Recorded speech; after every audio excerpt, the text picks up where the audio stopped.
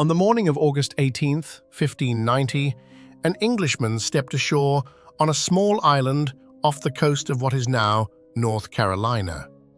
It was his granddaughter's 3rd birthday. He had come to find her and the 115 people he had left behind.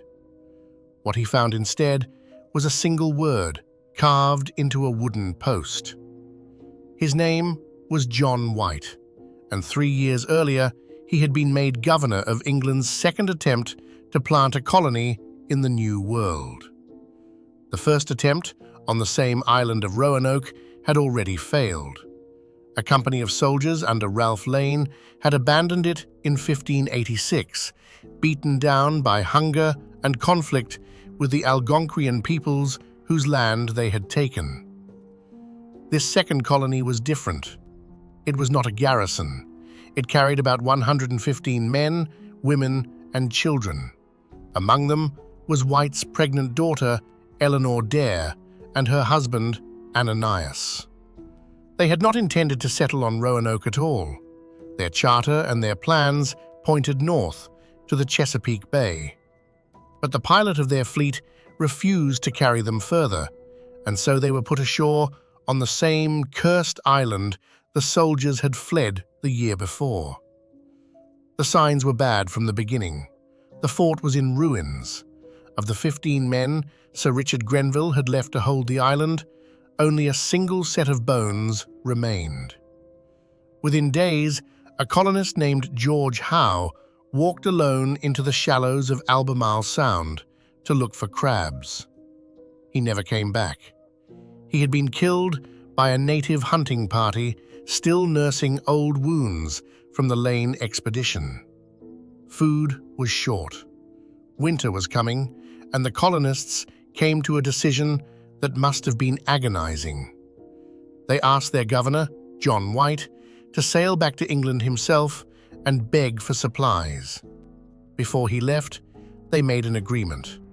If they moved on, they would carve the name of their destination into a tree, and if they were taken or forced to leave under threat, they would carve a cross above it, a silent signal that something had gone wrong.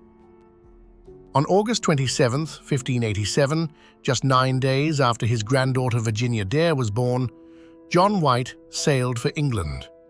He never made it back in time. Within months of his return, Queen Elizabeth grounded every seaworthy ship in the realm. The Spanish Armada was coming. After it was beaten, the shipping ban held for another year and another. 3 years passed before White could buy passage back across the Atlantic. When he finally returned, on his granddaughter's 3rd birthday, the island was silent. The houses were gone, not burned, but dismantled, the timber taken away. Anything portable had been carried off. Trunks of his own belongings, buried for safekeeping, had been dug up and emptied. There were no bodies, no graves, no boats along the shore. On a tree near the path, 3 letters had been cut into the bark. C-R-O. And at the entrance to the palisade that had been built around the houses, a single word was carved deep into a post. Croatoan. There was no cross, no distress mark. To White, that meant his people had not been taken. They had chosen to leave.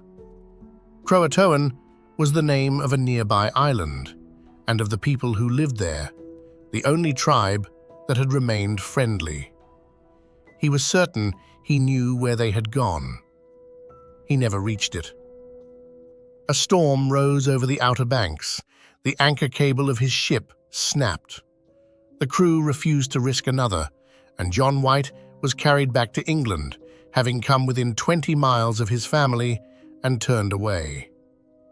For more than 4 centuries, the question has remained open. Some believe the colonists walked to Croatoan and lived out their lives among the Hatteras people. Others believe a smaller group moved inland to the western shore of Albemarle Sound, where English pottery from the 1580s has been pulled from the dirt. Some believe they tried to sail home and were swallowed by the sea.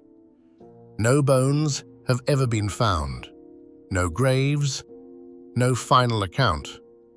Only a word carved into a post by people who knew they were leaving and who, 436 years later, have still not arrived.